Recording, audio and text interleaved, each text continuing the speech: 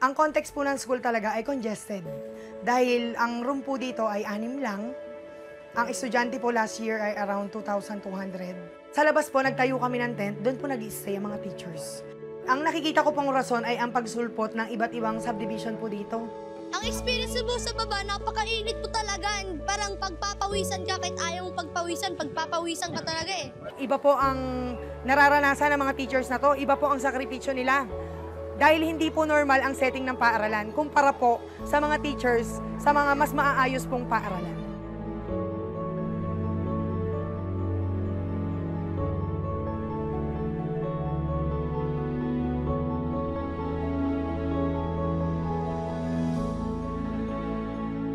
Ako po si Carlene Catalasan Gahoy, principal po ng Ciudad Nuevo Elementary School.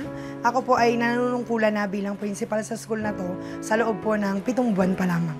At the start of the school year, 2,654, pero ngayon po ay naging 2,468 na lang po. Ano yung ratio ng classroom nyo before? Before po ay 1:62. Ang una pong problema, dahil 6 nga lang po ang classroom, yung sa scheduling po namin. So, ang naging solusyon po namin doon, nagkaroon po kami ng tri-shift para po ma-accommodate po yung mga estudyante. Sa learning po, masasabi ko naman po na nakakapagbigay naman kami ng quality education. Kaya lamang po, sa ngayon, sa konteksto po ngayon, tri-shift po kami, kaya lang may mga grade level na nagmo-modular pa rin. Hindi naman po natin maitatanggi, no, na kapag modular, kahit na minomonitor po ng teacher, hindi natin masasabi na talagang 100% yung learning ng bata. Ang nakikita ko pong rason ay ang pagsulpot ng iba't ibang subdivision po dito. Kasi po, base sa aming profiling sa mga bata, ang mga bata po ay migrant, galing po sa ibang lugar. Meron po sa Manila at sa iba pa pong lugar ng Pilipinas.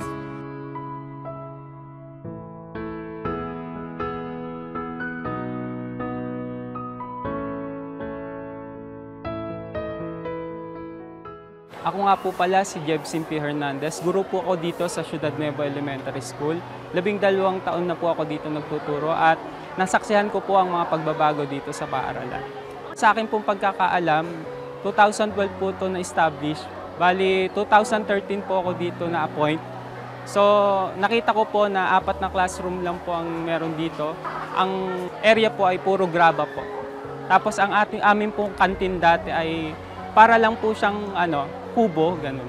Unang taon ko po dito, nagturo po ako ng grade 3. Umabot po ako sa 87 sa isang classroom. Sinundan po yun ng next school year.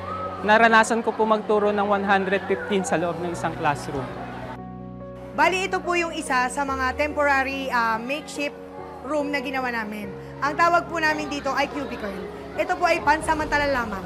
Kapag natapos po ang pagtatayo ng ating 8 modular classroom, yung nasa labas po, ay tatanggalin din po ito para meron naman po espasyo, no, para ganapin yung iba't ibang programa ng paaralan.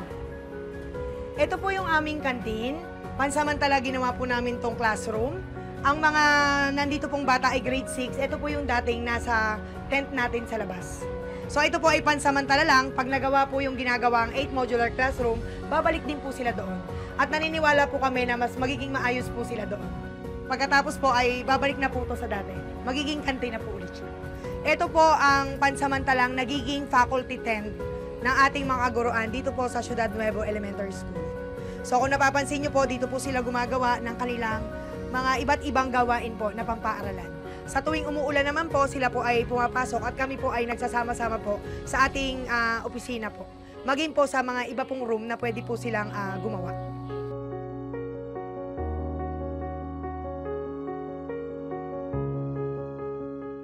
Yung nakikita po nating pila ng mga estudyante, ito po yung mga batang papasok po ng 2 to 6. So nakikita po natin, may mga teachers po dyan, hindi po pinababayaan yan ng mga teachers para mas masigurado po na maayos po talaga yung traffic flow po sa pagpasok po at paglabas po ng paaralan. Ngayon po, katulang din po namin dyan ang mga SPTA officers. Maging po ang mga officer po ng kanya-kanyang classroom. May naka-assign po yan 2 per day. Kami po, kasama yung mga teachers na yun, mag-a-assist po.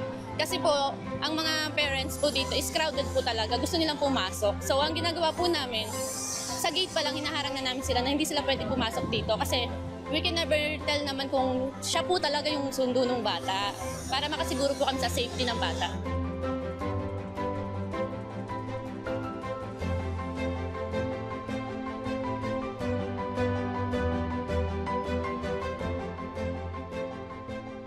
nabanggit po ng aming Mayor-elect Romel Magbitang, na may idodonate po ang LGU na lupa po sa Pasinayan North.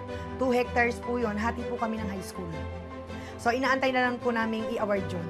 Ngayon po, dahil hindi naman po agad-agad, ibig sabihin po may mga proseso pa naman pong pagdadaanan.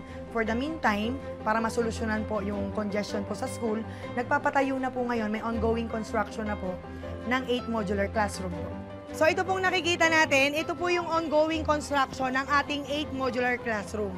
Ito po ay ipinagawa po ng ating Mayor-elect Romel Magbitang po. So dati po dito ang nakatayo ay 2 makeshift tent. So dahil nga po sa kakulangan ng aming classroom, ito po yung immediate na suporta muna ng ating LGU. So sa tingin namin, ito ay maluwag pa, kaya baka maaari pa naming hatiin ito para mas marami pang makater na mga estudyante. At saka kahit papaano, magkaroon na ng araw-araw na face-to-face classes ang lahat ng estudyante in all grade levels. Kami po sa SDO Cavite Province ay naghahanap po kami ng mga partners na makakapag-extend ng kanilang help and support para matulungan din ang ibang pangangailangan ng eskwelahan. At we are working and collaborating with other partners para magbigay rin po sila ng classrooms, mag-donate ng building, katulad po ng Security Bank. At alam ko ito ay magiging malaking tulong para ma-address yung shortage natin sa classroom.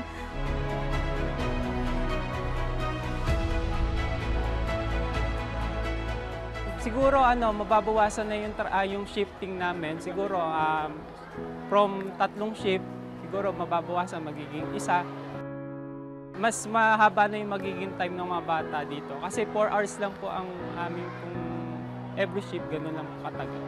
So hopefully, kapag po nabuo na yung modular classroom namin na 8, ay baka mag-iba po yung aming magiging class program.